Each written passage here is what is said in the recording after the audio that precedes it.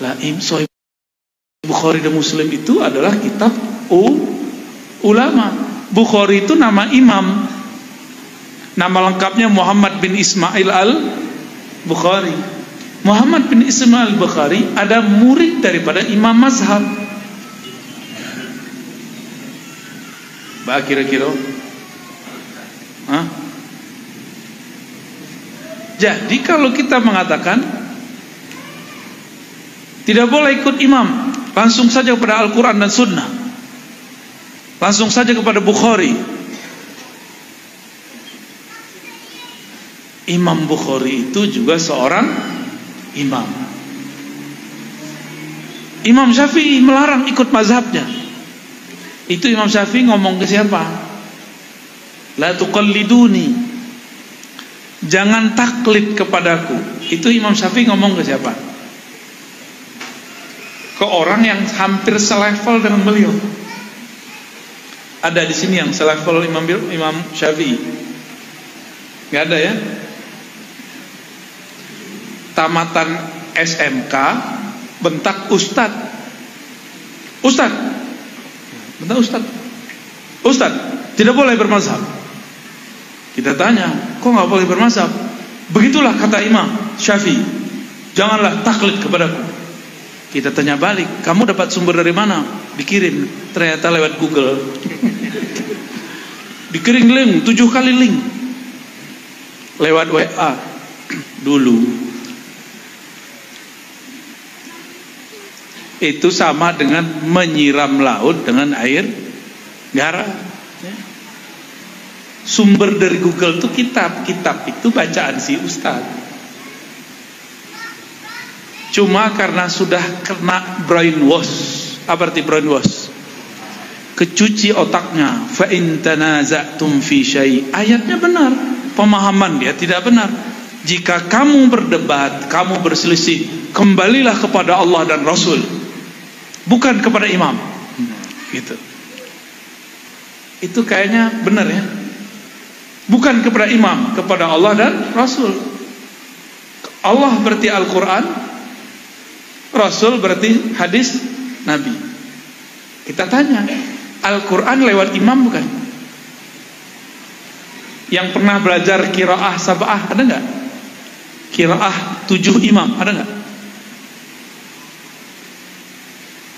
Al-Quran yang kita baca ini qiraah Imam Asim. Kalau tidak boleh ikut imam, tidak boleh baca Quran seperti yang kita baca sekarang. Ini yang cetakan Madinah ke ya, Mekah sama. Jadi teman-teman, sahabat-sahabat, jamaah yang dimuliakan Allah, banyaklah hari ini orang-orang secara zahirnya seakan-akan lebih nyunnah, tapi batinnya ternyata tambah jauh daripada ahlus sunnah itu sendiri. Jadi judulnya agak gawat nih, Pak Apriyadi, kayak judulnya judul orang Pekanbaru Duri itu ya. Selamatkan umat dari apa judulnya? Ahlul bid'ah. Aduh, gawat itu.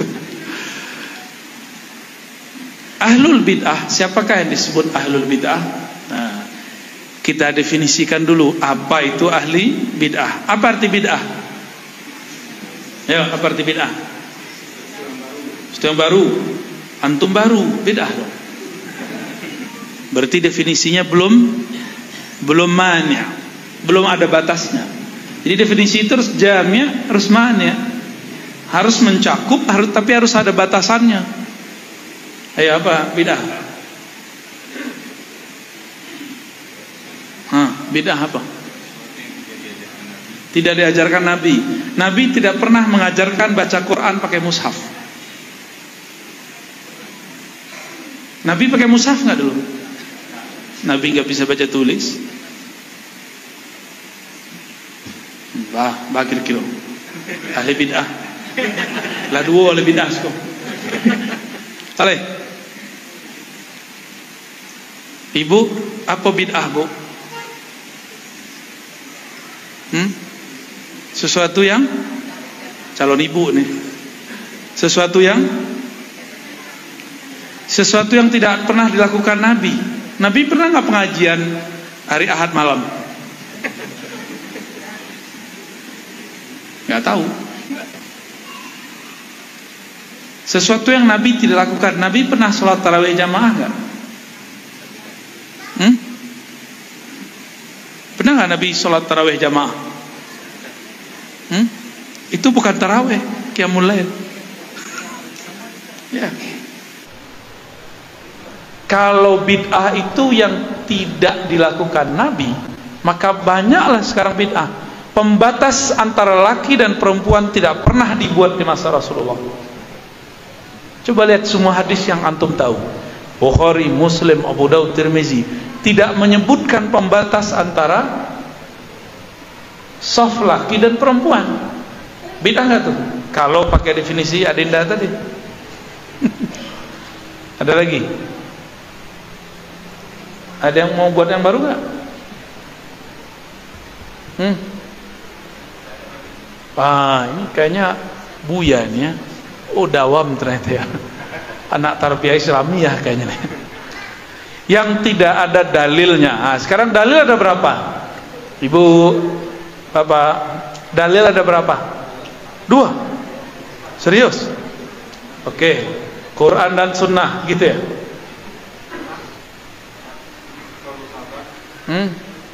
Waduh, loncat-loncat nih. Kata kawan, cuma Quran dan Sunnah. Di luar itu bukan dalil. Tuh. Bermasalah nggak? Jadi mereka nanya, Ustadz, masih untung baca Ustadz. Kalau nggak habis tuh kawannya. Tunjukkan satu ayat saja di Quran mengenai dalil buat maulid. Dia kira kita ciut digituin ya. Tinggal pertanyaan balik. Bang, Mas, Dek, udah, Adia, Anda sholat subuh 2 rakaat atau 3 rakaat? 2 rakaat. Tunjukkan satu dalil di Quran kalau sholat subuh itu 2 rakaat. Jadi tidak semua pertanyaan harus dijawab dengan jawaban. Bisa pertanyaan dijawab dengan pertanyaan. Oh nah, itu ada di hadis. Tunggu dulu, kan pertanyaan ente, adakah dalil maulid? Kalau tidak ada di Quran berarti nggak ada. Ya sudah, kalau tidak ada di Quran berarti tidak ada. Sholat subuh 2 rakaat ada nggak di Quran? Jadi jangan sok-sokan pakai logika-logika pendek untuk ngerjain ustadz ya. Ustadz tuh belajar usul fikih, belajar qawaid fikih, belajar mantik, lagi. Itu namanya bunuh diri, tau? Sama kayak orang bom bunuh diri namanya itu ya. Konyol.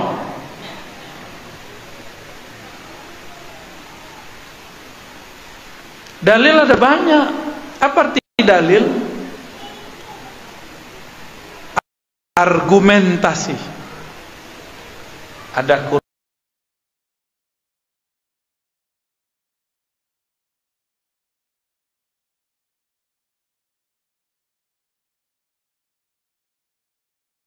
Quran, ada sunnah, bukan hadis.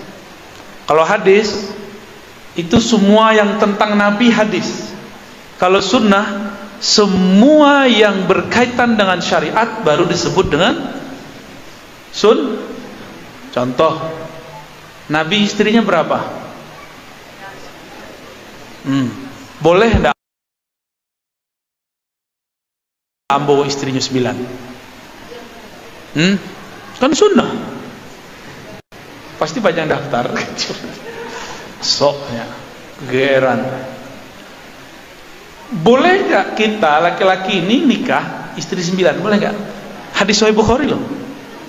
Ya nggak boleh, karena itu tidak masuk sunnah, itu masuk kepada hadis. Kalau disebut sunnah, kalimatnya diganti, sunnah khasah, ditambah sunnah khusus untuk Nabi Sallallahu Alaihi. Kalau ahli usul fikih mengatakan disebut dengan hadis. Ya, hidung Nabi mancung atau fueshek? Hah? Mancung. Berarti yang berhidung pesek ahli bid'ah dong. Terlahir sebagai ahli bid'ah. Kan gak begitu. Itu namanya apa namanya?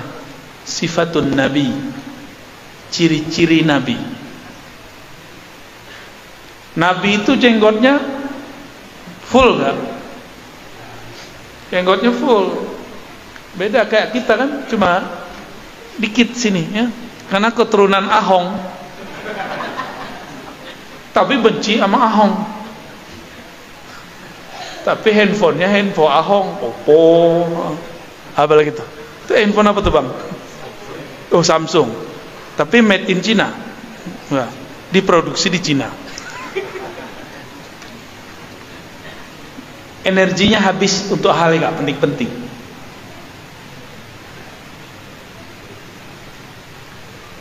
Nabi SAW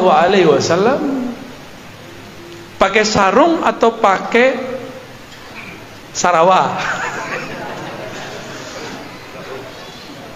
Ahli bid'ah. Ahli bid'ah. Apa le loreng kok ha? Kok sebenarnya loreng? Nabi pakai sarung, Pak. Perang pun pakai sarung, tapi sarung untuk perang lain lagi tuh.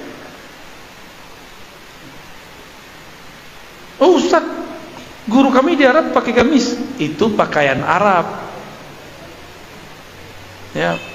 Nabi itu campuran Arab dan non Arab. Nabi pakai sarung, maka salah satu nama beliau Sahibul Izar. Apa arti izar? Sarung. Habis juga nampaknya papakku ke surau, ke Basaruang, ke pasar Basaruang, ke kantor Basaruang. Bako Basaruang, kece arazi, Nabi itu kama-kama Basaruang. Ibu-ibu dan demo kamu nanti. Ajan diundang je buya tu lah. Sasek laki waj. Tapi kini orang ingin mengamalkan sunnah jingkran, tapi enggak pakai sarung. Setengah-setengah mengamalkan sunnah. Jadi kalau ingin ke bajingkrang pakai sarung, ya. Wah, ambo cium-cium tangan itu nanti. Ya. Waduh, ahli sunnah. Ya. Ahlus sarung. Jamaah yang dimuliakan Allah. Jadi apa yang disebut bid'ah? Kita nggak usah pakai definisi imam kita, pakai definisi kelompok yang membid'ahkan kita. Dia punya imam namanya Ibnu Taimiyah. Saya sudah sampaikan ini bertahun-tahun yang lalu. Tapi dulu di Pekanbaru, di kampung kita alun lain, baru kini. Apa kata Imam Ibnu Taimiyah? Wafat tahun 728 Hijriah. Kini 1443 Hijriah. Beliau punya kitab judulnya Iqtida Siratil Mustaqim. Ya, kita ulang-ulang supaya masuk jadi pemahaman. Al-bid'atu ma lam yadulla alaihi dalilun syar'iyyun. Bid'ah itu sesuatu amalan, keyakinan, perbuatan yang tidak ada dalil syar'inya. Dalil syar'i ada 4 yang disepakati, ada lebih dari 10 yang diperdebatkan ulama. Berarti banyak enggak dalil? Banyak. Cuma dek kawan dalil itu Quran dan sunnah saja. Ulama menyebutkan 4, dia bilang 2. Ulama menyebutkan lebih dari 10, dia sebutkan cuma 2. Al-Quran 1,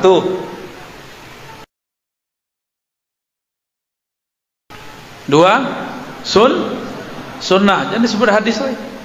3 ijma' dulu. Apa arti ijma'? Kesepakatan ulama mujtahid, bukan kesepakatan jamaah ya. Tadi ini wali negari bertanya ya, ba jamaah kita sepakati isya diundur.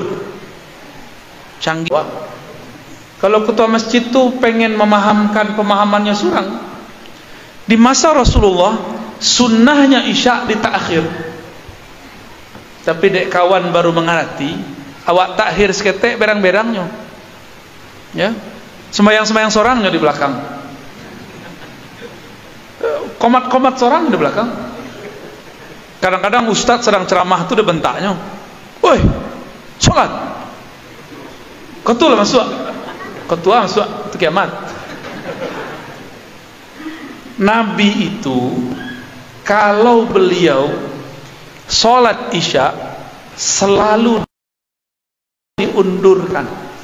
Bukan tang masuk isya, enggak. Jarang-jarang beliau di awal waktu isya.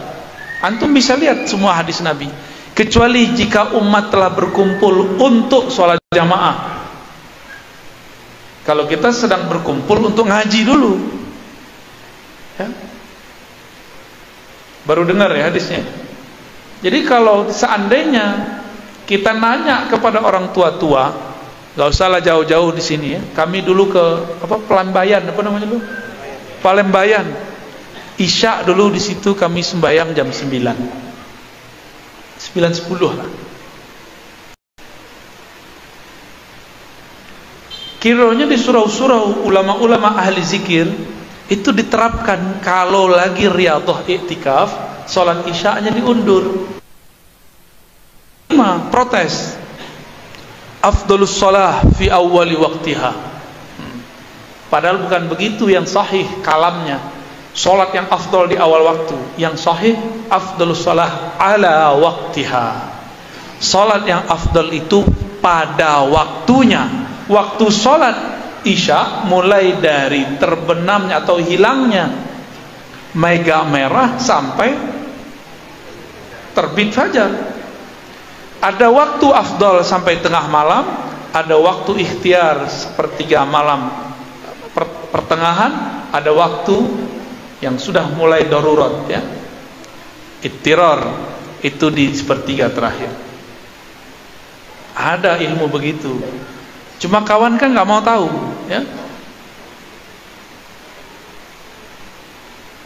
Jadi sholat isya itu kesepakatannya ini kita kalau mau buat suatu amalan yang ditanya ulama atau jamaah. Tadi inya wali negari lo ana diagihnya nang kalama ada umat.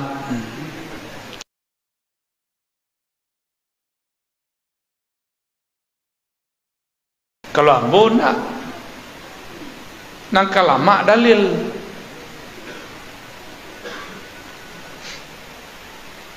Dulu masih ingat tak? Di masjid kau dulu kalau tarawih berapa? Dari awal 23. Kini jadi sebalik. Masih? Oh, masih?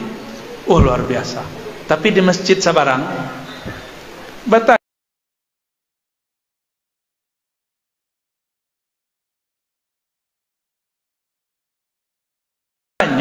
Ketua masjid ba'a jamaah 23 atau sebalik jamaah tanya urusan ibadah pertanyaannya dalil kepada ahli dalil bukan kepada jamaah ya tak? Jadi yang ditanya siapa seharusnya? Buya, Syekh, Kiai, Tuan Guru, apa pandangan ulama mengenai dalil-dalil sholat tarawih 11 rakaat atau 23 gitu seharusnya. Yang ditanya siapa? Ulama, bukan ubaru. Kalau ubaru tadi itu 11 ya kan? Ya lah. Coba pilih sembahyang lama atau sembahyang capek. Sembahyang capek itu kalau umat, ya betul ya. Betul orang soleh mana menjawab. Pilih sembahyang capek atau lama. Jujur, pasti capek, enak. Yang lama, lah terlambat menjawab. Masih ada nggak begitu? Masih banyak ya. Ini pengurus masjid juga Pekanbaru. Dulu begitu. Ba'a jamaah 23 atau 11. Ya jamaah pasti jawabnya 11. Karena 23 itu pegel ya. Latiah kaki wak, lamang gege kaki itu. Cari-cari alasan. Daripada sembahyang sangok, apa urusannya? Ya. Satu nafas tapi sesuai makharijul huruf itu lebih baik daripada sembahyang tanpa ada dalil. Ya. Disebutkan dalam hadis Nabi itu sholat taraweh atau sholat witir. Disebutkan Nabi sholat 11 rakaat di bulan Ramadan dan di luar Ramadan, tidak menambah-nambah. Itu sholat taraweh atau witir. Jadi dalil taraweh yang dipakai orang itu dalil sembahyang witir. Tapi kalau yang ditamu jamaah, yang penting sembahyang, Pak. Sebalik jadi itu. Ini contoh-contoh kasus kan. Jadi kesepakatan itu bukan kesepakatan jamaah. Kesepakatan itu kesepakatan ulama mujtahid. Di Mekah Madinah berapa rakaat orang sembahyang? Ya, pasti nak mau ngaku kan? Ya. Tapi untuk membid'ahkan kunut pakai Mekah Madinah. Di Madinah, di Mekah ada orang kunut toh. Giliran wak tanya, kalau tarawih Mekah Madinah 20 tambah 3 rakaat. Oh, terima ya. Ya, dalil saisi parui. Nang kalama denyo saja. Jadi ijma' di situ kesepakatan ulama mujtahid, bukan ustad. Ustad pun tidak punya hak. Cuma ulama yang mujtahid. Mujtahid itu yang boleh memproduksi hukum. Yang keempat, kias. Itu dalil yang disepakati. Contoh kias apa kias? Apa arti kias? Analog, perbandingan. Nabi zakat dengan gandum dan kurma. Sampai di negari orang kapau, kurma itu menjadi kue. Ya tak?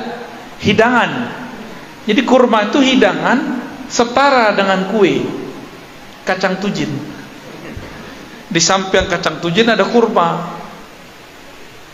Jadi bagi orang itu, kurma itu bukan makanan pokok, tapi saji-saji, sesajian ketika ada orang datang ke rumah. Benar nggak? Maka kalau ada orang kapau berzakat fitrah dengan kurma, zakatnya tidak sah. Apa sebab? Zakat fitrah itu artinya zakat makan pokok. Makanan pokok orang kapau kali nasi jo. Basi itu nasi. Yo, kalau awak zakat, apa pakai basi? Pakai apa? Pakai nasi yo. Pakai nasi atau katan? Kalau nak jo katan gitu. Tergantung makanan pokoknya apa. Di zaman Rasulullah tidak ada orang yang zakat fitrah dengan duit. Hari ini kawan-kawan zakat fitrah dengan aplikasi bank mobile banking. Kecik kawan, bank tu haram. Tu bisik-bisik selalu nak. Kalau bank haram, semua produk dari bank wajib diharamkan. Fulus dari bank nak. Berarti orang tu tidak bisa makan dong. Nya harus pakai hidup gaya barter. Diambilnya pisang, dijualnya ke pasar untuk membeli barang. Tapi kawanku mengharamkan suatu setengah-setengah, dia tidak mengerti. Mengharamkan bank tapi tidak mengharamkan produknya. Apa produk bank? Yang paling kita cinta, lebih cinta daripada pasangan. Dibawa kama-kama. Kalau pasangan tidak dibawa kama-kama. Tuh nama gesek-gesek tuh. ATM-nya tak? Kan pitih dari bank tuh. Nah, di situ panjang loh ceritanya nanti tuh ya. Pak kira-kira lazan saya tuh. Pak, kita tanya jamaah. Lanjut. Itu dalil yang disepakati. Coba dihafalkan. Quran, ijma, Al-Quran, sunnah, ijma', qiyas. Sampai ya. Kini ada dalil yang dipakai sebagian imam yang bersanad kepada Rasulullah, tapi tidak dipakai oleh imam yang lain yang juga bersanad kepada Rasulullah. Contoh, Imam Malik, guru dari Imam Syafi'i. Imam Malik berguru kepada murid-murid sahabat. Di antaranya Nafi'. Siapa di antaranya? Imam Nafi'. Imam Nafi' berguru ke murid sahabat, kepada sahabat namanya Abdullah bin Umar, Abdullah bin Abbas, Abu Hurairah. Maka beliau mengatakan, amal ahli Madinah adalah amal sahabat Rasulullah sallallahu alaihi.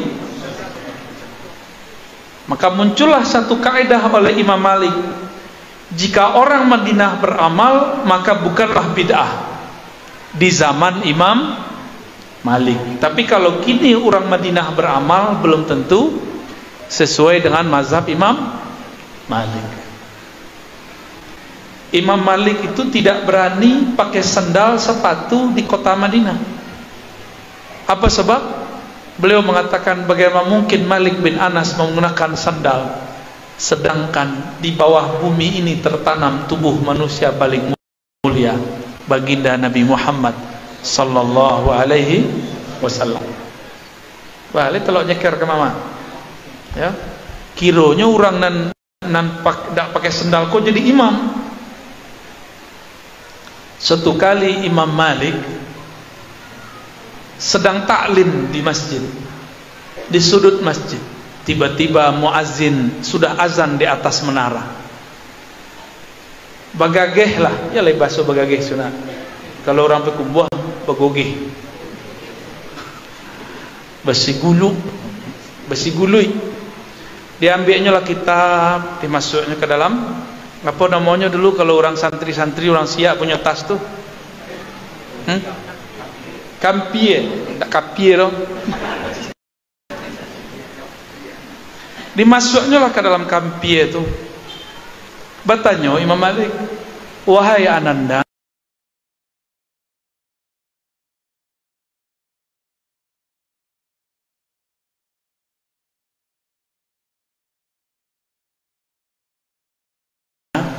hendak mau kemana engkau? Elok-elok Imam Malik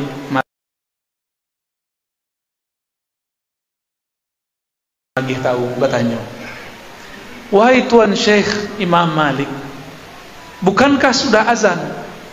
Berarti kita sudah harus segera sholat. Nah, kok makanan empuk kok?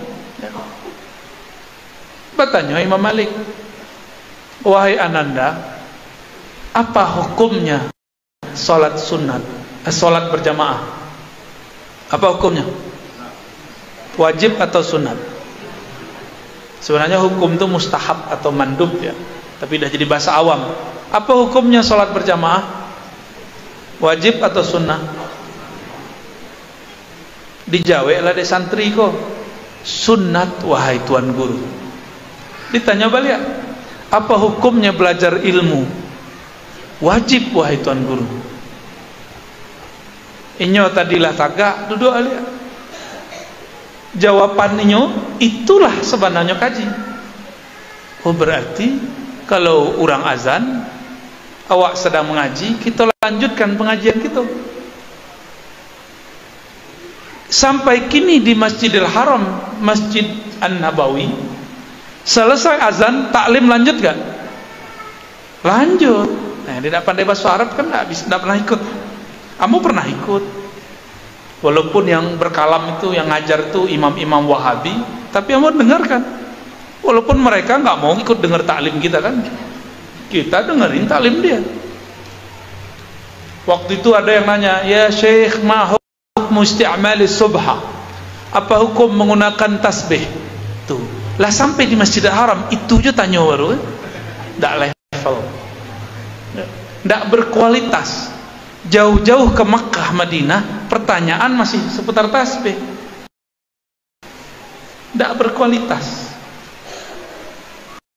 Persoalan-persoalan kecil dibawa ke Makkah, Madinah.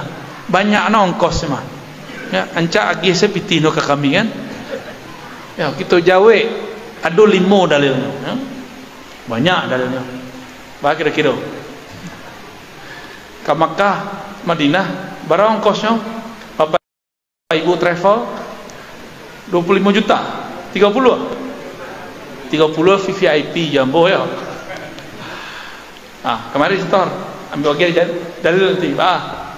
Pakai bahasa Arab mau jawab nanti. Bil Arabiyah al fasihah. Kita kok terlalu melebih-lebihkan orang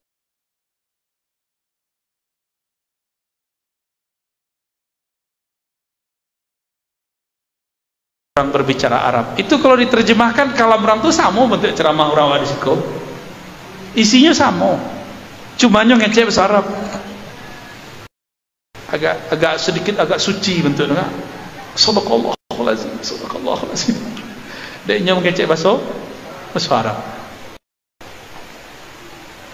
Masih lanjut di Mekah Madinah, ba'da azan lanjut kajian.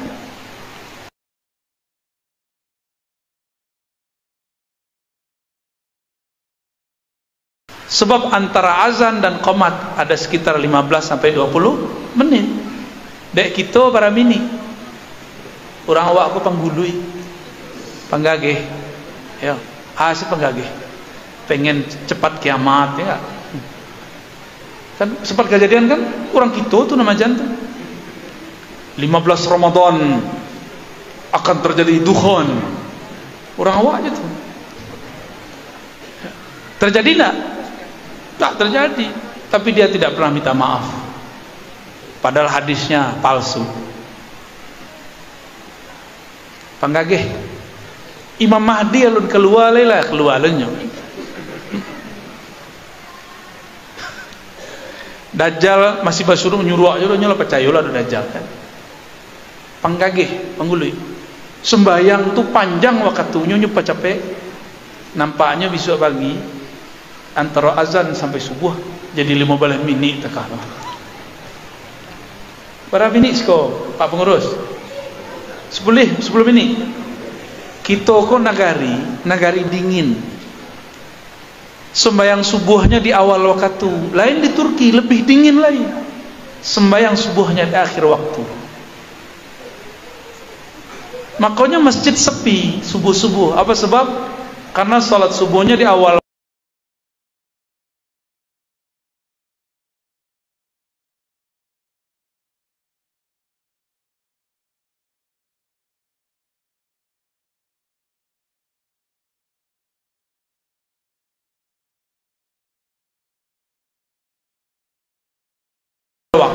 Setelah azan antara qomatnya cuma 7 sampai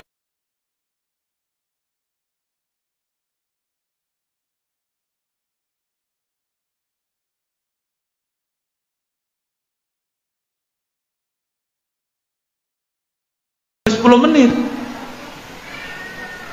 Itu sebabnya barangkali ya. Terserah Bapak Ibu lah ya. Tidak akan berubah terserah ya. Kau berang lo kamu, kau tanya lo ke jemaah balik kan? Baah menurut Bapak Ibu.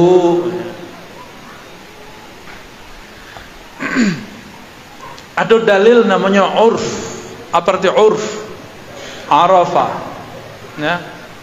Ya'rifu atau ya'rafu. Urfan.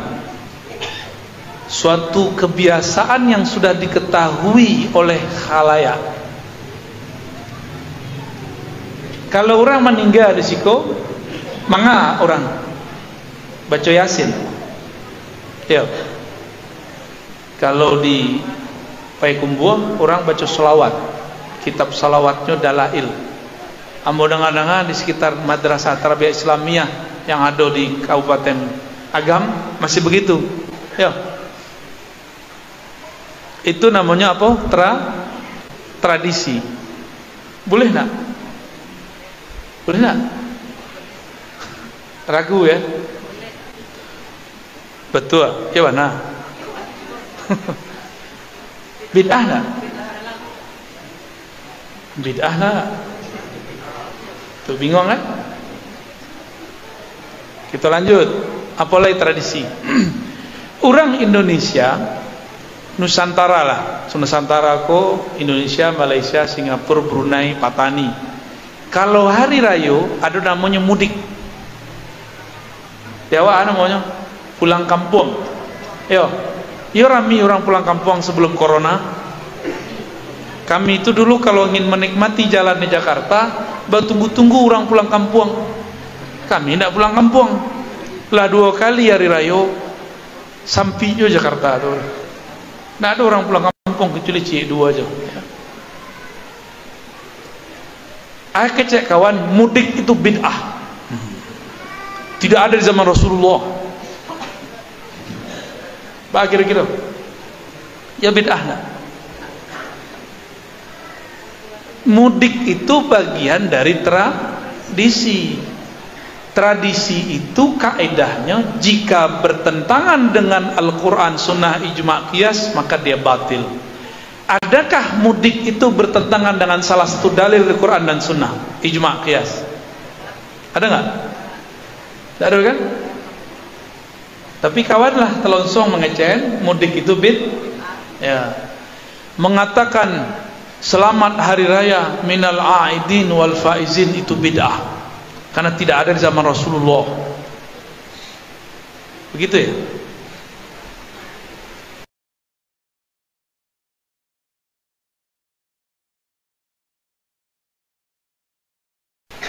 Betul. Nabi kalau bersobok apa Nabi bahasanya? Marhaban ya. Kalau awak kalau sobok pakai apa? Selamat datang. Tuh, bidah enggak? Nabi tidak pernah menyebut selamat datang. Nabi bacanya apa? Marhaban. Oh sebut. Le boleh nak? Kembali ke hari raya, le boleh menyebut minal aidin wal faizin. Apa arti minal aidin wal faizin? Itu kalau orang ngerti bahasa Arab, itu kependekan dari doa. Allahumma ja'alna minal aidin wal faizin. Ya Allah, jadikan kami orang yang kembali ke dalam maghfirah ampunanmu, dan faizin, yang mendapatkan fauz. Apa arti fauz? Kemenangan. Boleh tak? Boleh-boleh saja. Kan bagian dari doa. Doa boleh tak? Tapi dek kawan itu bid'ah. Ya, banyak lagi bid'ahnya. Karenanya tidak faham apa yang disebut uruf. Uruf, ya.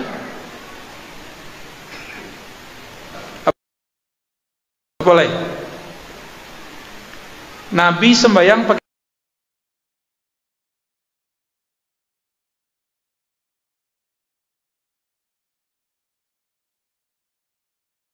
apa tadi? Sarung atau celana? Itu bagian dari apa? Tradisi. Bertentangan enggak sembahyang pakai celana itu dengan sholat pakai sarung? Bertentangan enggak? Tapi kalau bapak ibu apa-apa kau pakai training sembahyang Jumat, sah kan? Kalau jadi khotib, apa kira-kira? Berarti secara tradisi tidak elok, walaupun sah. Kawan kau ingin mengikuti sunnah Nabi. Nabi sembahyang pakai sarung, inyo sembahyang pakai celana gunung. Kau mohon maaf kau kontan-kontan cash kita katakan. Kalau ingin ikut Rasulullah, ikutilah pakaian Rasul. Jangan cuma jingkrangnya, tapi juga pakaiannya. Rasakan kenikmatannya, asik. Ambo belajar pakai sarung kot di Jawa. Ulama tamatan Saudi. Jadi kami dulu mengaji kitab hadis. Bayangan ambo, guru ambo tu pakai gamis setiap hari. Kira semua bercaliknya cuma berapa kali pakai sarung, pakai gamis. Lebih sering pakai sarung. Tapi beliau tidak melarang pakai gamis. Tapi beliau mengatakan pakaian Nabi itu sarung, di luarnya pakai gamis bagi luar. Itu baru top, ya. Pak, lanjut. Jadi yang disebut kelompok bid'ah itu siapa? dalam ilmu hukum fikih dan usul fikih, kelompok yang tidak memahami dalil yang disepakati ataupun yang tidak disepakati, itu secara hukum. Secara ilmu akidah, kelompok yang disebut ahli bid'ah itu adalah kelompok yang mengajarkan akidah yang tidak diajarkan Al-Quran dan Sunnah, ijma' qiyas. Di Quran itu setelah dikumpulkan dalil-dalilnya oleh para ulama, kemudian muncullah ilmu mengenai belajar sifat Allah. De orang awam kok susah memahami dalil Quran, disederhanakanlah ada disebut sifat wajib, sifat mustahil, sifat jaiz. Lain belajar tu nak? Sifat wajib 20. Ya. Sifat itu dari Quran semua itu. Dikumpulkan oleh Imam Abul Hasan Al-Asy'ari, dan itu dikumpulkan di akhir abad ketiga, di awal abad keempat Hijriyah, sampai kini abad 15 masih bertahan di masjid-masjid, di madrasah-madrasah, di pesantren-pesantren. Tiba-tiba kawan mengatakan belajar sifat 20 bid'ah. Yang betul belajarnya pakai tauhid dan 3, uluhiyah, rububiyah, asma' was sifat.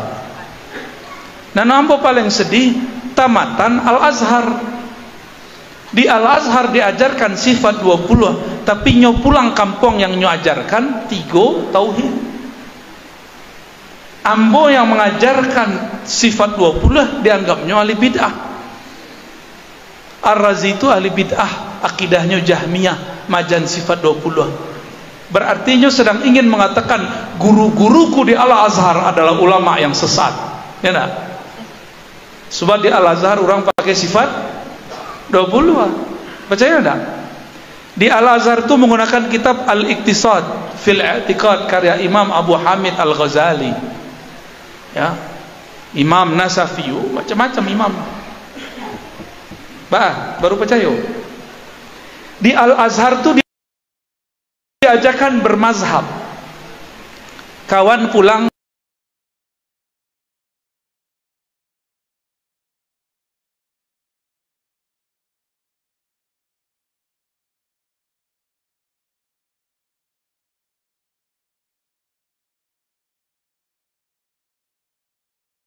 mengecek, ndak usah bermazhab. Berarti nyo sedang menyesatkan guru-gurunya yang bermazhab di Al-Azhar. Maka kita curiga, jangan ente dulu main futsal doang di sana, ya. Nggak pernah ngaji kalau sama Al-Azhar. Ambo ngecek mereka banyak yang berang lah kalian, ya. Ini kita taruh tarang selai, nggak tahan gitu leh, ya. Sudah banyak fitnah disebar,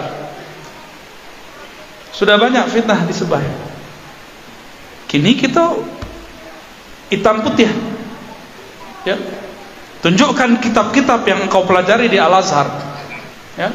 Lalu tunjukkan ajaran yang engkau ajarkan sekarang. Balai. Ini kalau bahasa kasarnya pengkhianat terhadap Al-Azhar. Sedih nggak kita? Dulu berangkai, mohon maaf, itu uangnya umat, ya. Datang kemana-mana, umat senang. Pelita Sulah Nagari akan tambah gadang, pulang-pulang dipadamkannya.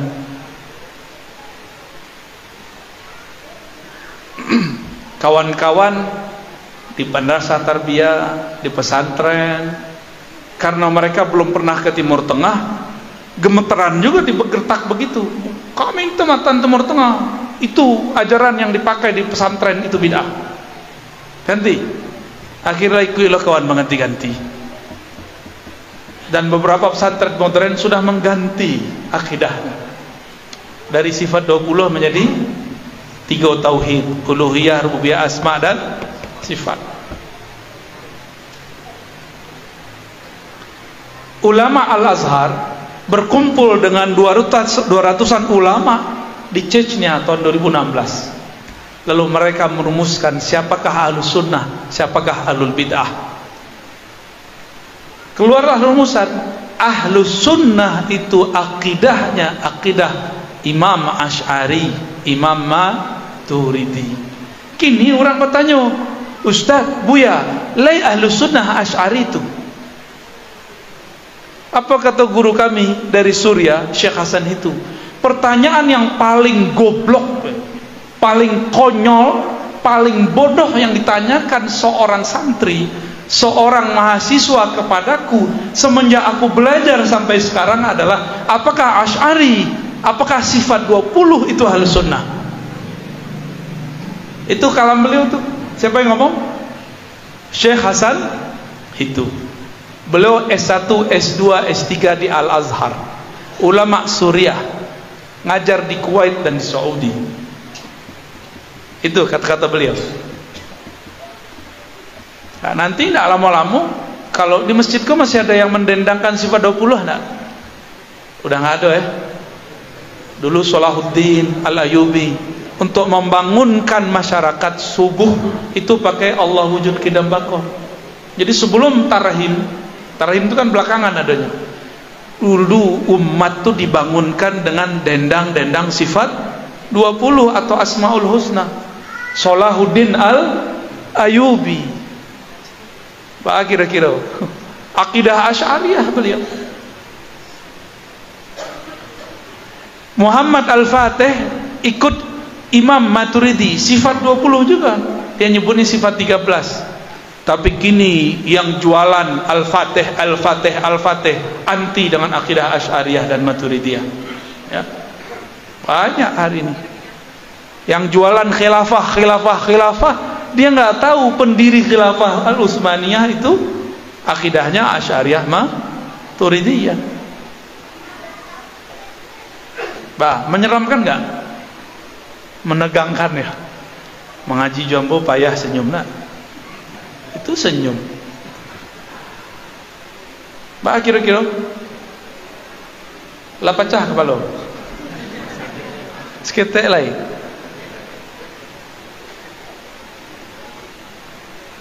Apa kesepakatan ulama ijtima, hasil ijtima ulama 2016? Ahlus Sunnah itu Asy'ariyah Maturidiyah. Ya, itu. Di luar itu mereka mengatakan Wahabiyah tidak masuk. Makanya kemudian ulama Wahabi di Saudi marah-marah. Ya. Marah-marah, kok kami gak dimasukkan? Dijawab oleh Syekh Ahmad Thayyib, ulama Al-Azhar, pimpinan Al-Azhar sekarang. Apa kata beliau? Kalian kok pura-pura gak tahu? Bukankah kalian dari tahun-tahun sebelumnya telah mengeluarkan kami dari Ahlus Sunnah, padahal kami sudah lebih dahulu menegakkan ajaran Ahlus Sunnah. Buka kitab Syekh bin Baz, Syekh Saleh Fauzan, Utsaimin, Albani, mereka semua mengatakan Asy'ariyah Maturidiyah bukan Ahlus Sunnah. Kok kaget ketika ditanggapi, di counter oleh ulama Asy'ariyah Maturidiyah? Justru kalian yang mengeluarkan kami dari Ahlus Sunnah. Sekarang kami balas. Gitu. Maka saya berharap nanti ulama-ulama Tarbiyah Islamiyah, NU, Parabe, Muhammadiyah itu kumpul lagi ya. Kumpul lagi karena virus ini sudah mulai muncul. Mereka mengeluarkan dulu Syekh Sulaiman Rasuli yang mengajarkan sifat 20. Ayah Buya Hamka, Haji Rasul mengajarkan sifat 20. Syekh Ahmad Khatib Al-Minangkabawi, beliau bertawassul dan mengajarkan sifat 20. Mursyid Tariqat Khalwatiyah bermazhab Syafi'i. Mereka klaim Ahmad Khatib Minangkabawi seorang Wahabi, Salafi. Salafi dari mana? Ada gak Salafi yang bertawassul? Ada gak? Ya Allah, dengan berkat Nabi Muhammad kabulkan doa kami. Ada gak Salafi yang begitu? Syekh Ahmad Khatib Al-Minangkabawi, mufti mazhab Syafi'i di Mekah, beliau pembukaan kitab dan penutup kitabnya menggunakan tawassul. Buka kitabnya tentang waris. Biografi beliau isinya tentang ada tawassulnya, dan beliau mengajarkan sifat 20. Bah kira-kira Buya Hamka mengajarkan sifat 20. Yang mendirikan Dewan Dakwah siapa? Muhammad Nasir, mengajarkan sifat 20. Bung Hatta belajar waktu kecil sifat 20. Pendiri Parabe mengajarkan sifat 20. Sebut semua. Sekarang mereka mau bilang belajar sifat 20 Allah wujud kidam bako itu bid'ah. Bah kira-kira. Kadiam jolai. Yo. Ustadz, kami pengen aman-aman aja Ustadz. Gak mau konflik. Mau begitu? Ya sudah, berarti gak ikut berjuang bersama kita. Ya. Siap-siap nanti masjidnya hilang. Bangunannya, aduh, masjidnya hilang. Alah tuh. 10 pertanyaan ya. Jadi siapakah yang disebut ahli bid'ah? Kelompok yang membid'ahkan ajaran Ahlus Sunnah yang diriwayatkan oleh Imam Asy'ari Maturidi, yang diriwayatkan oleh 4 mazhab, Malik, Abu Hanifah, Syafi'i, Ahmad bin Hanbal, Hanbali, yang membid'ahkan ajaran tasawuf. Mereka lah sebenarnya ahlul bid'ah itu. Sudah paham siapa ahlul bid'ah?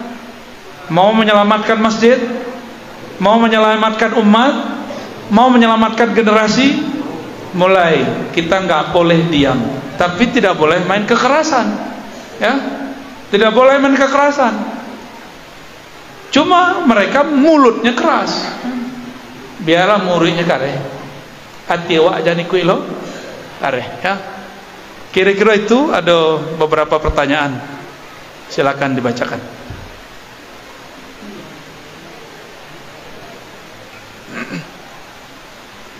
Buya, ada pertanyaan. Pertanyaan pertama, saya mau tanya Buya, saya Yazid Qori, alumni PTIQ, mahasiswa Buya. Mau tanya mengenai konon di akhir hayat Buya Hamka masuk tarekat. Apakah itu benar Buya? Terima kasih. Kalau yang saya dapat dari kabar Kiai Wahfiuddin, beliau mendapatkan kabar dari sahibul kisah, dari orang yang hadir saat Buya Hamka belajar dan berkunjung kepada Abah Anom, bahwa Buya Hamka memang mengambil talqin dari Abah Anom. Itu kabarnya dari sana, ya. Kebetulan 2 minggu pas minggu lalu saya baru pulang juga dari Abah Anom, ya. Tapi terlepas dari itu, Buya Hamka itu sudah sufi sebelum ke Abah Anom. Dalam buku Ayahku beliau mengatakan, di dalam diriku mengalir 2 darah, darah Badri dan Sufi. Kakeknya Amrullah seorang mursyid tarekat Naqsyabandiyah, Ba'alawiyah dan Khalwatiyah, 3 tarekat. Itu kemudian ditemukan datanya oleh dai kita dari Payakumbuh, Buya Apriya Putra, Angku Mudo Khalis, dosen di IAIN Bukit Tinggi. Sesekali cegat lah kemari, ajaknya bercerita tentang sejarah Ahlus Sunnah di tanah agam. Ini pakar tuh, ya, sangat-sangat pakar. Siapa namanya? Buya Apriya. Dia punya channel, punya situs, judulnya Surau Tua Blogspot. Itu buka, itu tulisan dia tuh, ya. Silakan dibuka di situ. Saya dapat hadiah di tesisnya, dan di tesisnya disebutkan ayahanda dari Buya Hamka menyebutkan bahwa kakek Buya Hamka, Syekh Amrullah, adalah seorang mursyid. Jadi beliau ini sudah biasa dapat ilmu-ilmu tarekat dari keluarganya. Oleh karena itu, saat Buya Hamka pindah ke Tanah Abang, beliau mengajarkan kitab tasawuf, Ihya Ulumuddin. Tasawuf nggak tuh? Jadi nggak usah aneh lah. Buya Hamka itu seorang Muhammadiyah yang sufi. Ya, lanjut. Oke, pertanyaan selanjutnya. Assalamualaikum Tuan Guru. Telah menjadi kebiasaan atau tradisi di Nagari Kapau, apabila ada orang meninggal selama 3 hari di kampung ini melaksanakan tahlilan atau rati. Bagaimana menurut pandangan Tuan Guru? Dulu 2 murid daripada ulama Mekah kurang awak. Ulama Mekah tadi namanya Syekh Ahmad Khatib Al-Minang. Syekh Ahmad Khatib itu berguru kepada Said Bakri Syato, pengarang kitab I'anatul Talibin. Kitab itu diajarkan di Parabe, diajarkan di Tarbiyah Islamiyah, diajarkan di Parabe itu nama besarnya Bu? Sumatera Tawalib, ya. Diajarkan dulu kalau di Payakumbuh dan Darul Funun. Ada Al-Manar, ya. Madrasah Tarbiyah Islamiyah, semua belajar kitab yang sama, cuma berbeda kurikulum. Guru mereka siapa? Syekh Ahmad Khatib Al-Minang Kabawi. Syekh Ahmad Khatib karena mengikuti gurunya Said Bakri Syato, Said Bakri Syato berfatwa peringatan 3 hari, 7 hari itu bagian dari niyahah dan itu bid'ah.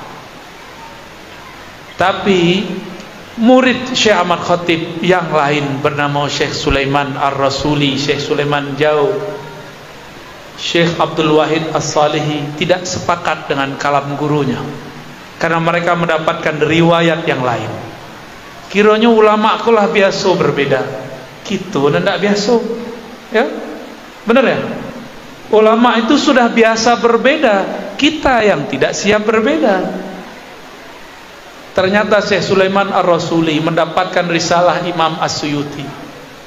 Imam Suyuti mengumpulkan hadis mengenai 7 hari, 40 hari, 100 hari, 1000 hari. Disebut haul. Apa kata beliau? Mengenai 7 dan 40 hari disebutkan di riwayat ulama salafus saleh, yaitu Imam Tawus, murid daripada 70 sahabat Nabi. Apa kata Tawus? Sesungguhnya orang jika meninggal, jika dia mukmin atau dia munafik, yuftanu fi sab'i ayyam. Kalau dia mukmin ditanya 7 hari, kalau dia munafik ditanya arba'ina yauman, 40 hari. Fakanu yastahibuna it'am at-ta'am fi tilkal ayyam. Mereka ulama salafus saleh, ulama sahabat dan tabi'in suka bersedekah makan rati, ya. Salawat ditutup dengan makan selama 7 hari tersebut atau 40 hari tersebut. Imam Suyuti kemudian mentakhrij, meneliti hadis ini. Penelitian beliau, ini riwayatnya sahih, diriwayatkan oleh Qudai, Abdul Razzaq, Imam Ahmad dan imam-imam yang lain. Berarti 7 dan 40 hari bukanlah amal Hindu. Itu ada di dalam kitab ulama salafus soleh. Katanya kalau ada salaf yang melakukan boleh. Laukana khairan la sabaquna. Kalau itu baik tentu sudah ada salaf yang melakukannya. Nih ada riwayatnya, kenapa ente tetap tidak percaya? Benar nggak? Oh, nanti mereka cari-cari kesalahan, riwayat ini dhaif. Oke, anggap saja dhaif. Ente lebih alim atau Imam Suyuti lebih alim? Ya. Kalau penelitian Ar-Razi tidak diterima, Ar-Razi juga meneliti, betul riwayatnya sahih. Oke, tidak terima, tidak masalah. Tapi Imam Suyuti Hafizus Sunnah mengatakan riwayatnya sahih, bahwa itu amalan ulama salaf. Bah kira-kira siap jadi kuburion, ya. Dituduhlah kita ada orang tu kuburion, dituduhlah kita ada orang tu suka meratap, padahal orang sedang baca dalail, orang tahlil. Di mananya meratap? Kita mendoakan, bukan meratap, ya. Paham? Jadi boleh enggak? Boleh, ya. Tapi kalau enggak ada juga nggak usah diada-adakan, ya. Gak masalah kalau enggak ada. Gimana, cukup? Kayaknya antum tambah sesat ketemuannya, ya. Ya, lanjut.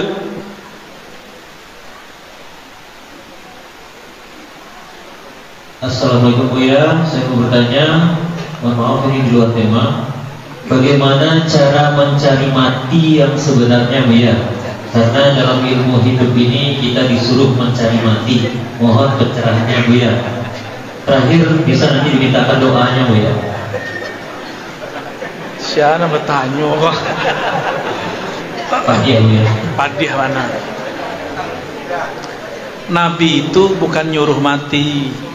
Nabi itu mengatakan uzkuru hadimal ladzat ay al-maut. Ingat-ingatlah sang pemutus semua kelezatan, yaitu kematian. Itu ada di hadis Imam Muslim. Diinge-inge iyo, dikaja-kajajan. Satu kali ada seorang sahabat dalam hadis Bukhari dan Muslim sakit, lalu minta mati. Mati selawat, matilah den. Ada nggak orang begitu? Ya, cilako lah den. Ya begitu nak. Apa kata Nabi? Qulu khairan, fa innal malaikata yu'minuna ala ma taqulun. Katakanlah yang baik-baik karena malaikat mengaminkan apa yang engkau kalamkan. Ya, jadi jangan berkalam yang aneh-aneh. Kau kalau mau rekojo mati deh. Tunggu aja masanya. Udah mau dituju mati matinya begitu. Bukan itu ya. Yang dimaksud Nabi, ingatlah pemutus semua kelezatan. Kalau orang lah mati, le asik jo piti itu. Tak. Ibnu Umar mengatakan kalam seperti ayahnya Umar radhiyallahu taala anhuma. Apa kata mereka? Hadisnya sahih. Tapi bukan hadis Nabi, disebut hadis mauquf. Mutu qabla an tamutu. Matikanlah dirimu sebelum mati. Jadi itu bukan kalam Nabi ya. Itu bukan hadis Nabi, itu kalam siapa? Sayyidina Umar.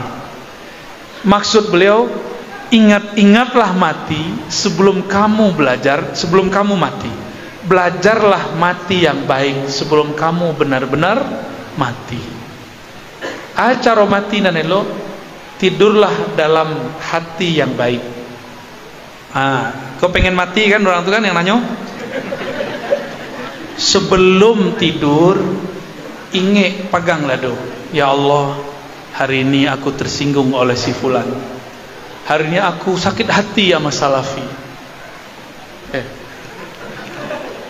Aku katakan ya Allah, aku tidak membenci Salafi manapun ya Allah.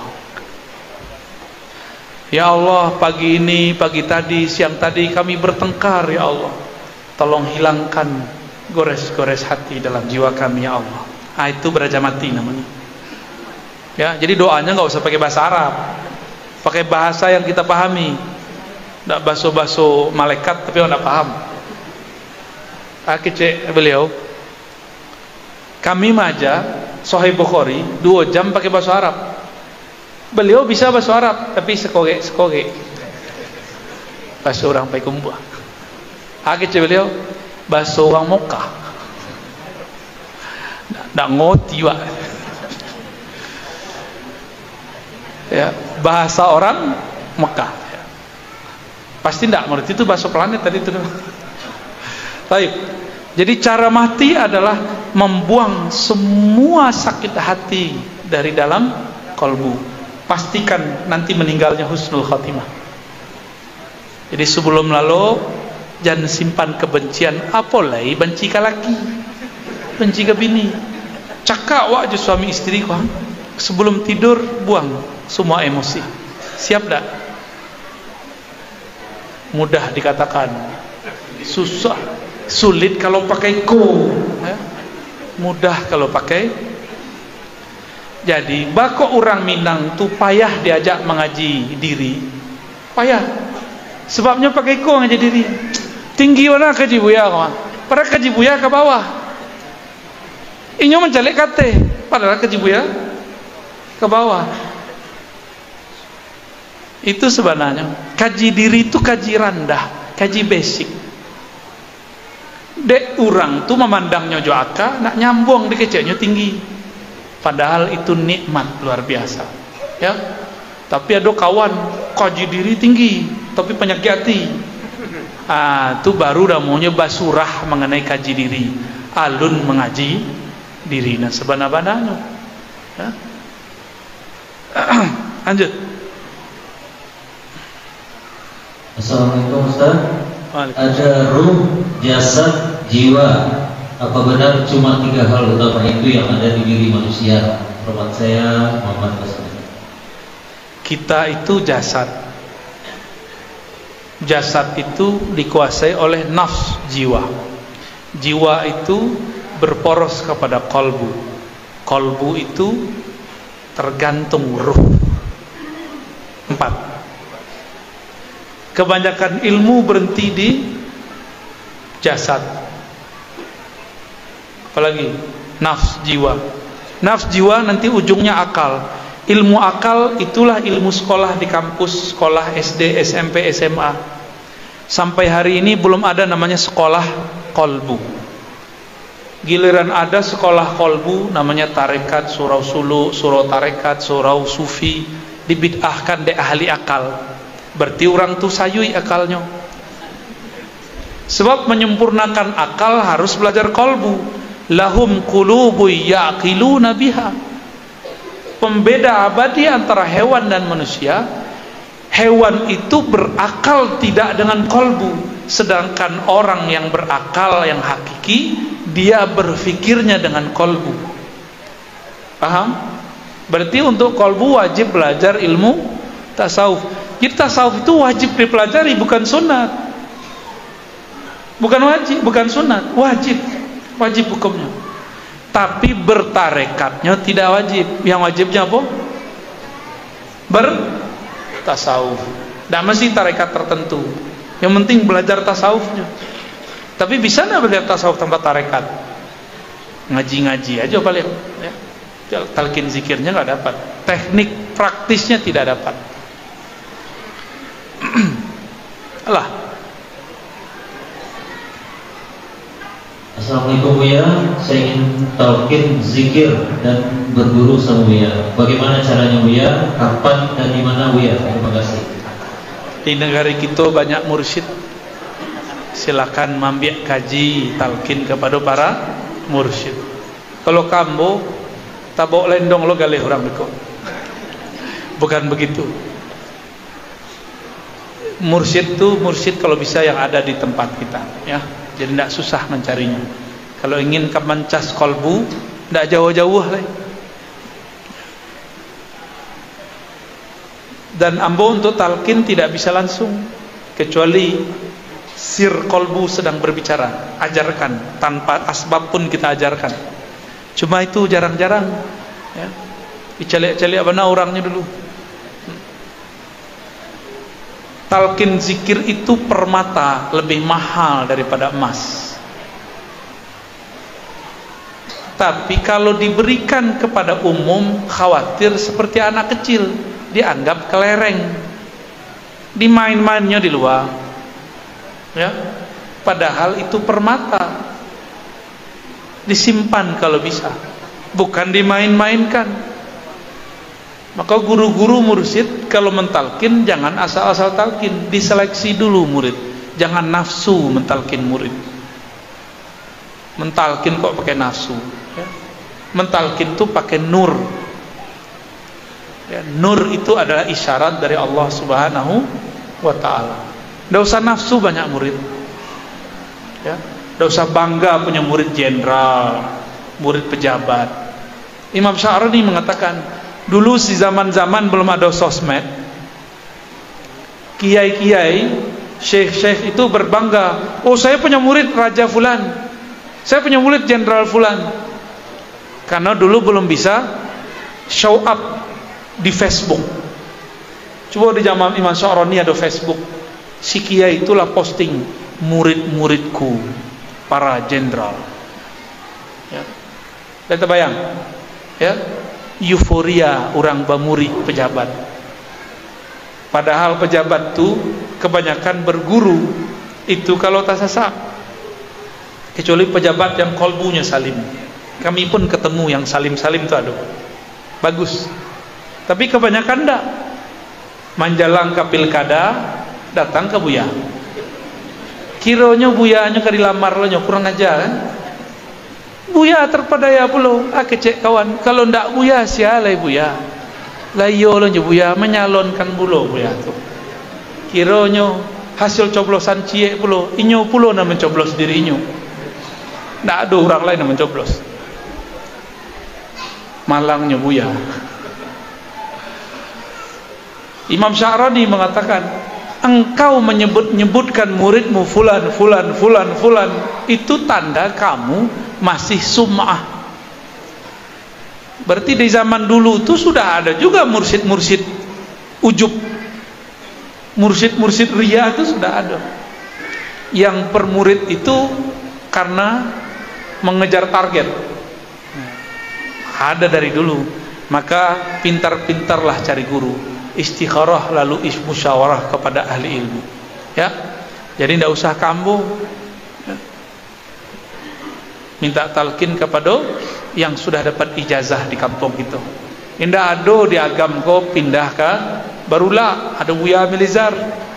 Ndak ado ke Pekumbuh. Pekumbuh tu setiap kelurahan tu ada mursyid. Setiap kelurahan minimal mursyid nalah bakubuah.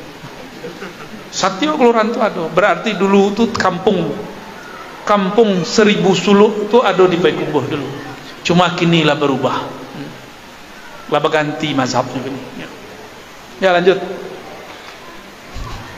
Ada pertanyaan dari Pak Charles. Doa dan harapan semoga Ustaz dirahmati Allah. Amin. Yang pertama, bagaimana sikap kita sebagai akademisi terhadap karya Ibnu Taimiyah dan Ibnu Qayyim? Yang kedua, pertanyaannya, apakah mungkin ada cabang ribat Nauriyah di Sumatera Barat? Cabang apa? Saya kolektor karya Ibnu Qayyim dan Ibnu Taimiyah. Tapi saya juga mengkritik Ibnu Taimiyah dan Ibnu Qayyim.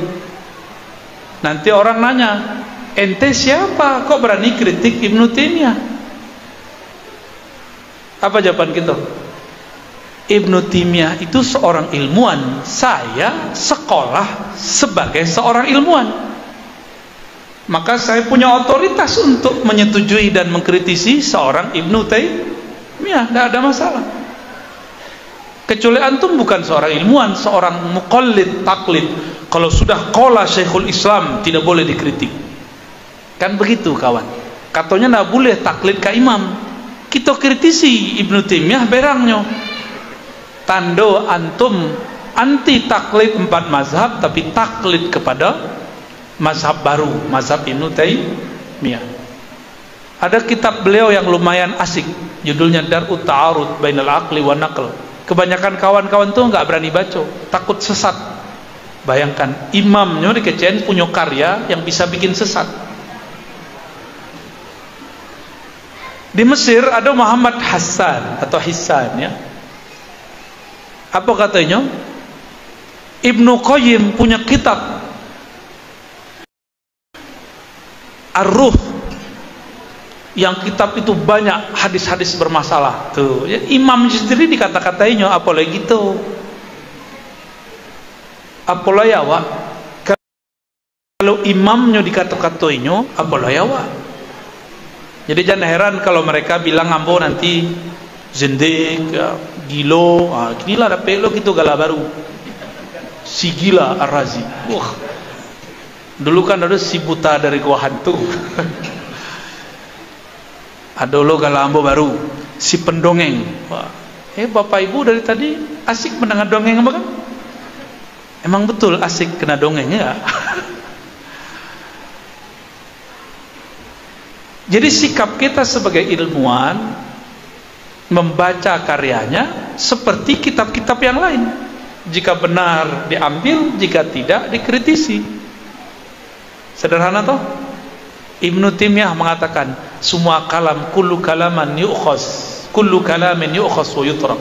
Semua kalam itu boleh diambil, boleh ditolak, kecuali kalam Rasulullah sallallahu alaihi wasallam. Lalu kenapa antum marah kalau kita kritisi Ibnu Taimiyah? Jangan-jangan enggak baca kitab Ibnu Taimiyah? Ya. Darut Ta'arud 5 jilid, cetakan paling murah. Ada yang berani baca enggak? Ibnu Taimiyah mengharamkan mantik, judulnya Ar-Raddu 'alal Mantiqiyin. Berani baca enggak? Atau jangan-jangan enggak paham? Yang paham kitab itu cuma orang yang ngerti mantik. Ibnu Taimiyah mengkritisi sufi, tapi ternyata dia sendiri salah definisi. Di situ saya mengkritisi Ibnu Taimiyah, dan boleh-boleh aja, karena bukan saya sendiri yang mengkritisi. Ulama di zamannya pun mengkritisi, bahkan beliau pun disidang dan wafat dalam penjara. Keluar masuk, keluar masuk, keluar masuk. Apakah ulama di zaman itu bodoh-bodoh? Apakah ulama di zaman itu zalim? Enggak. Kenapa kita mengikuti orang yang dipenjara dan wafat di penjara, tapi kita tidak mengikuti ulama di luarnya yang lebih alim? Nah, itulah anehnya kita. Sebab kita suku kepada orang yang terzalimi dan teraniaya, ya enggak? Flying victim namanya. Flying victim itu mah hebat, ya. Imam ini wafat dalam penjara. Wah, dicari mana ada orang tuh. Tapi antum tahu enggak, Ibnu Taimiyah tidak sempat nikah, tapi pengikut Ibnu Taimiyah menikah, lalu menikah, lalu menikah, dan menikah lagi. Ibnu Qayyim itu sufi, punya kitab Al-Wabil Shayyib, itu kitab zikirnya. Ada kitabnya Madarijus Salikin, sekarang oleh kelompok Salafi di Timur Tengah. Kitab itu ditahzir. Apa arti ditahzir? Diwaspadai. Padahal kitab itu karya imamnya. Kalau karya imamnya dia waspadai, apalagi karya Ar-Razi. Ya. Jadi jangan kaget kalau kemudian saya dibully. Biasa aja. Imam dia pun dia bully. Imam dia pun dia serang. Imam dia pun dia tidak ridhai. Sebenarnya mereka tidak ikut imam manapun. Mereka sedang buat keimaman sendiri. Ya. Ibnu Taimiyah itu punya wirid ba'da salat subuh baca Al-Fatihah 40 kali. Bid'ah enggak? Kira-kira. Al-Fatihah, Al-Fatihah, Al-Fatihah. Hobi orang aswajara. Ya. Itu Ibnu Taimiyah. Kira-kira. Ya, lanjut. Masih ada? 4 lagi. Assalamualaikum, saya Muhammad Zakaria. Tolong ijazahkan kepada kami, khususnya saya salawat akhir zaman untuk jadi pasukan Imam Mahdi. Terima kasih banyak. Jazakallah.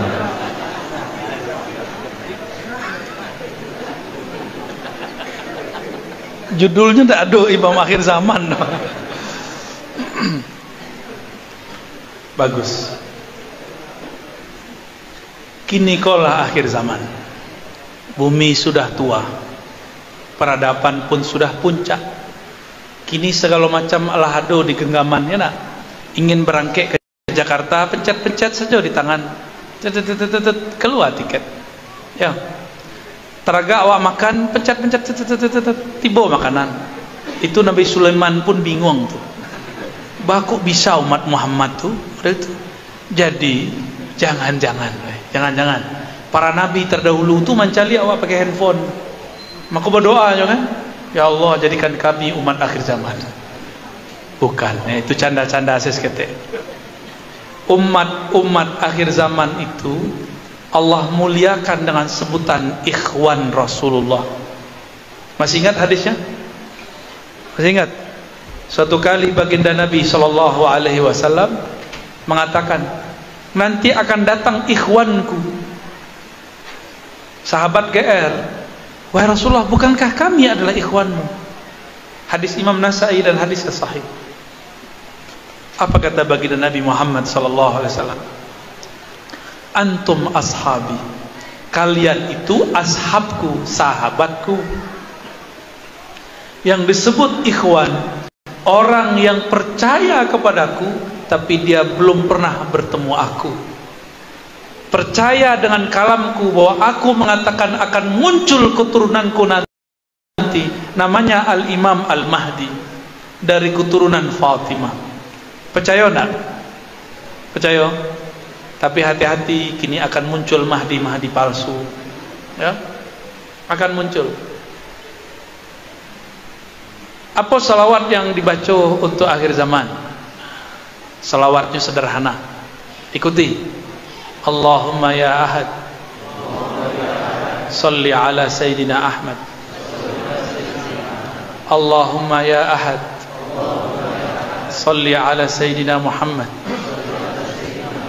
Allahumma ya ahad, salli ala al-Mahdi khalifatika ya ahad. Salli ala al-Mahdi khalifatika ya ahad. Putar saya nanti surang ya. Ya. Bisa direkam dalam diri. Sekali lagi. Allahumma ya ahad. Kok salawat paling gampang? Ya Allah ya ahad, salli ala Ahmad. Ini pakai Sayyidina. Salli ala Sayyidina Ahmad. Allahumma ya ahad, salli ala Sayyidina Muhammad. Allahumma ya ahad, salli ala Sayyidina Al-Mahdi khalifatika ya ahad. Al-Fatihah.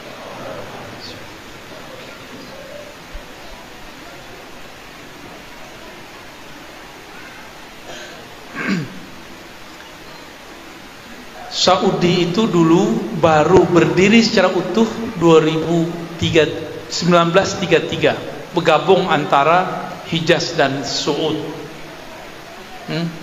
Berarti Mekah dikuasai Wahabi tahun 33. 100 tahun lagi tahun berapa? 2033. Itu puncak nanti perjuangan kita.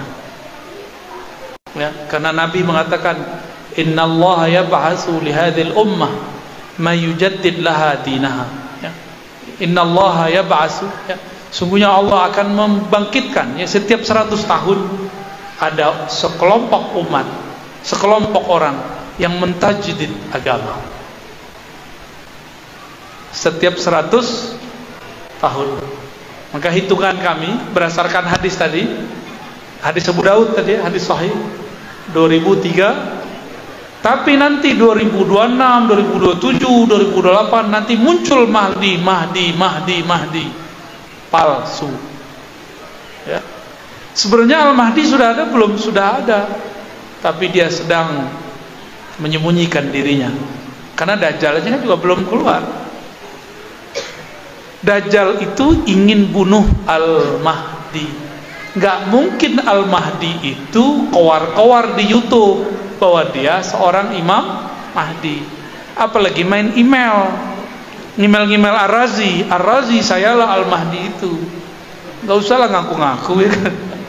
Saya tahu kok kriteria Al-Mahdi itu apa. Ya tenang aja ntar ya. Insya Allah. Dalam salah satu pengalaman rohani, Allah perjalankan saya di alam mimpi, melihat dua sosok, Al-Mahdi dan Al-Masih Dajjal. Jadi insya Allah ciri-cirinya lah tahu Bapak. Sakileh, ya. Tapi kitab-kitab ulama kita lebih ilmiah menjelaskannya. Maka kami bukan merujuk kepada mimpi, merujuk kepada kitab-kitab yang sudah diturunkan oleh para ulama, yang mereka menjelaskan hadis-hadis Nabi Muhammad sallallahu alaihi wasallam. Semoga negeri kita nanti salah satu negeri yang dikunjungi Al-Mahdi, yang banyak tentara-tentara Al-Mahdi di sini. Amin. Ya. Tapi yang sabar, ya. Ini kan nggak sabar, belum masanya sudah mulai berontak. Mana ada Al-Mahdi berontak? Al-Mahdi itu persis seperti Nabi Muhammad. Nabi Muhammad berontak gak di Mekah ketika 13 tahun pertama? Nabi Muhammad hancurkan gak itu berhala ketika 13 tahun pertama? Enggak. Bahkan Nabi pindah ke berbagai tempat dan diusir. Nabi nggak berontak. Bahkan Nabi tidak sumpah serapah seperti kelompok Mahdi palsu hari ini. Cuma dikritisi tentang guru dia yang ngaku Mahdi, ngemuk-ngemuk. Oh, berarti dia bukan pengikut Al-Mahdi. Al-Mahdi itu kan wali, pengikutnya wali-wali. Dan wali itu jauh dari kata laknat. Ini baru dikit beda dikritisi, langsung semua Razi itu nggak jelas. Laknat Allah kepada engkau. Saya sering dibilang gitu. Ya kita udah sering, udah makanan tiap hari digitu-gituin ya. Udah kayak sarapan. Nggak tahu deh apa ibu jadi ambo. Setiap hari yang mau dicaci maki. Setiap hari dicaci maki dan diancam. Saya tahu. Kawan ambo sekali dibuli masuk rumah sakit, payah makan, kuruh. Itulah cara diet paling cepat. Awak semakin dibuli, semakin makan wak durian tuh. Tadi makan durian ada. Ya. Bisa hijau. Kira-kira begitulah. Ya. Nggak kuat apa itu. Tapi ambo sebelum dibuli kok sudah dibuli oleh orang-orang dekat. Ternyata itu latihan. Dilatih. Dokter apaan ente gitu. Udah biasa. Udah biasa digituin. Jadi sekarang kalau dibully udah biasa. Ya. Udah kayak parfum. Kalau nggak ada malah kita nanya-nanya, yang bully mana nih? Jangan-jangan kita udah nggak berjuang lagi nih. Ya. Gitu ya. Niat dalam hati. Selesai baca sholawat tadi, baca Al-Fatihah, lalu katakan, ya Allah, izinkan kami menjadi pengikut Al-Imam Al-Mahdi yang sebenarnya. So nanti Dajjal tuh ngaku Mahdi, ngaku Isa. Ya, hati-hati. Zamannya sudah semakin dekat. Nanti muncul corona lagi yang baru, tambah banyak orang stres. Tambah banyak orang mengaku jadi Imam Mahdi. Imam Mahdi stres. Ya, lanjut. Assalamualaikum, saya mau bertanya. Yang pertama, bagaimana cara mencapai khusyuk dalam sholat? Yang kedua, bagaimana teknik zikir yang bisa menenteramkan hati? Dari Bindra Paramacam. Banyaknya permintaan. Khusyuk itu menempatkan kiblat sesuatu pada tempatnya. Kiblat mata ke tempat sujud. Kiblat badan ke Ka'bah. Kiblat akal kepada makna. Kiblat kolbu kepada nama. Kiblat ruh kepada yang punya nama. Pak, saya ulang. Jadi kalau awak sembahyang, jangan dengan pikiran itu suka memikirkan banyak hal, ya nak? Kalau sholatlah minimal dengan kolbu. Kolbu itu menyebut, mengingat nama Allah.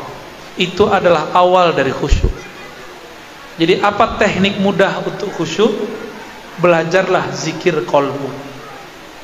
Dan negeri kita ini, Minangkabau, diberkahi oleh Allah dengan banyaknya ahli zikir kolbu.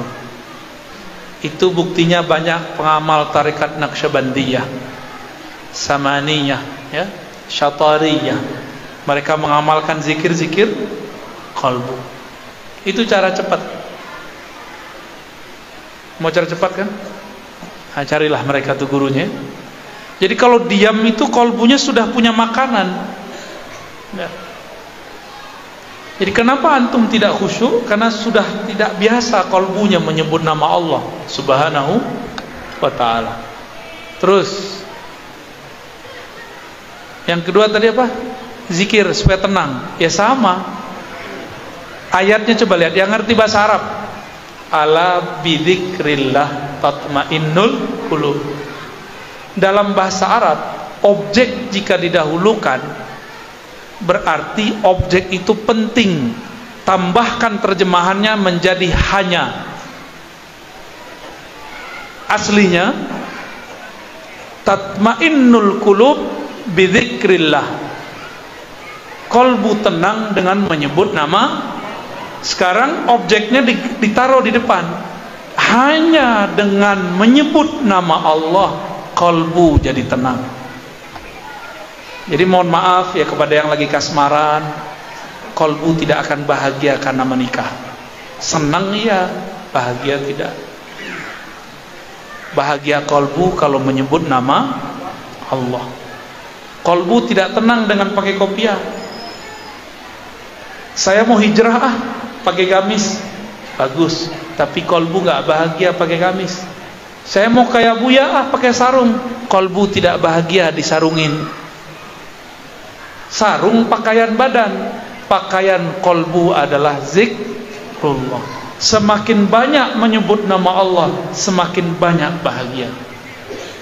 Ya, jadi bakok ndak tanang-tanang jua tiawak, dia awak kurang menyebut nama Allah. Nabi itu makhluk paling tenang karena beliau setiap nafas naik, nafas turun, kalbunya terkoneksi kepada Allah Subhanahu wa taala. Ya. Allah. Ada lagi? Terakhir Ustaz, terangkan kepada kami apa kandungan isi kitab kuning dan kitab-kitab bundur. Kemudian yang kedua, Ustaz, kita sudah melaksanakan sholat 5 waktu dengan berjamaah, dan apakah kita sudah mengamalkan agama yang sempurna? Kemudian yang ketiga, apakah i'tikaf 3, 10, 15, 40 hari dan 4 bulan dari masjid ke masjid bagian dari bid'ah? Ada 3 pertanyaan. Menyerempetnya lah. Pertama, apa isi kitab kuning? Ini kitab warnanya apa nih? Kuning. Nah ini kitab kuning pertama isinya Al-Quran. Oke. Suatu kali ambo pulang, ibumu sakit, almarhumah.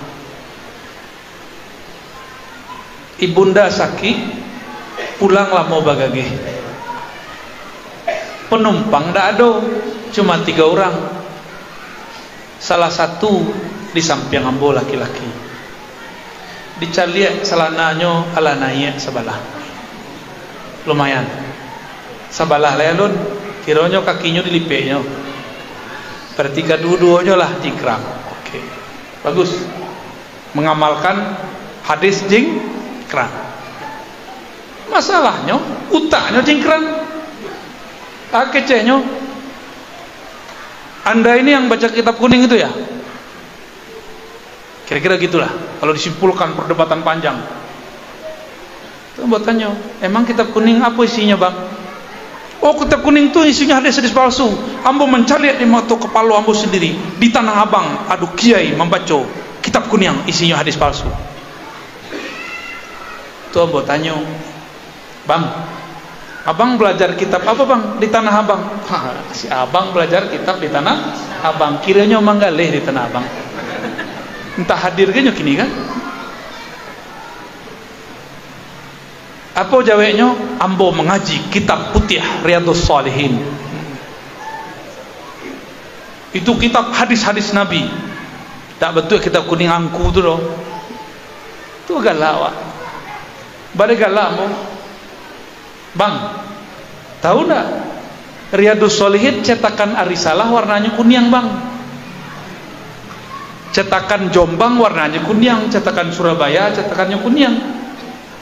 Yang paling bagus Muassasah Ar-Risalah.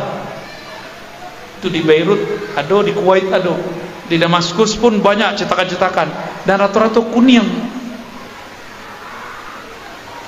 Sebab kitab tu kuning dulu disalin di kertas namanya papirus. Papirus tu warnanya kuning. Quran tu dulu disalin di kertas papirus warnanya kuning. Itu Ustadz Buya Abdurrahman Al-Fasiri, Buya Roni ya. Ada Al-Fasirinya tuh, bukan Persia ya.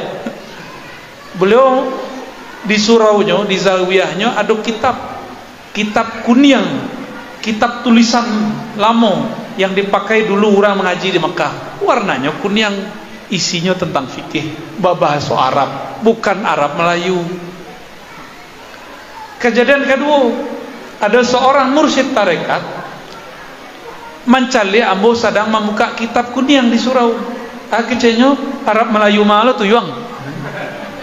Padahal kitab nan membaca kitab paling tinggi di Madrasah Tarbiyah Islamiyah.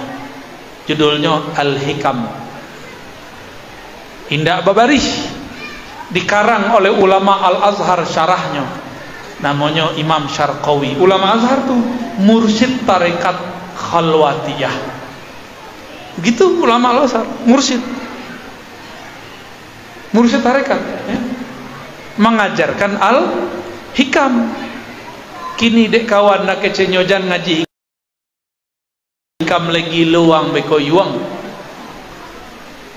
Jadi apa isi kitab kuniang? Semua ilmu keagamaan mulai dari Al-Quran, Sunnah, Ijma' Qiyas, hukum fikih, hukum akidah, semua ada di kitab kuniang. Hadis palsu pun ada di kitab kuniang, sebagaimana hadis sahih ada di kitab kuniang.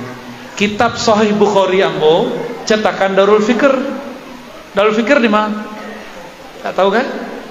Tak tahu kan? Timur Tengah. Di Timur Tengahnya di mana? Antum tak tahu ya sudahlah.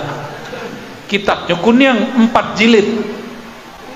Darul Fikr Beirut. Kuniang. Sahih Al-Bukhari. Tapi orang-orang lama punya lu kitab kuniang Tajul Muluk. Itu kitab ilmu nujum namanya. Ada pula tuh ilmu falak. Itu hanya salah satu kitab kuniang, tapi kuniang Arab Melayu yang dipakai di Parabe, di Tarbiyah Islamiyah, di surau-surau. Dulu ambo bukan tamatan Tarbiyah Islamiyah. Ambo dulu cuma ngaji di surau. Ambo tamat Manduo Bukit Tinggi Panganak. Setahun di Payakumbuh, pindah ke Bukit Tinggi. Tamat jadi orang agam. Kironya ini ambo orang Bantolawe.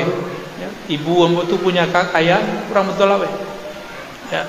Kami meneliti dulu situ ada kitab-kitab kuniang di sekitar agam tu. Macam-macam isinya. Jadi apa isi kitab kuniang? Semua ilmu-ilmu keislaman. Ya. Jadi jangan curiga juga kitab kuniang. Bakok kitab kini putih sebab kertasnya kini ialah putih. Antum mau buat ganti boleh, kitab biru boleh. Ya, khalas. Baik ya, teman-teman, sahabat-sahabat yang melakukan Allah. Mari kita tutup kajian ini dengan doa. Al-Fatihah.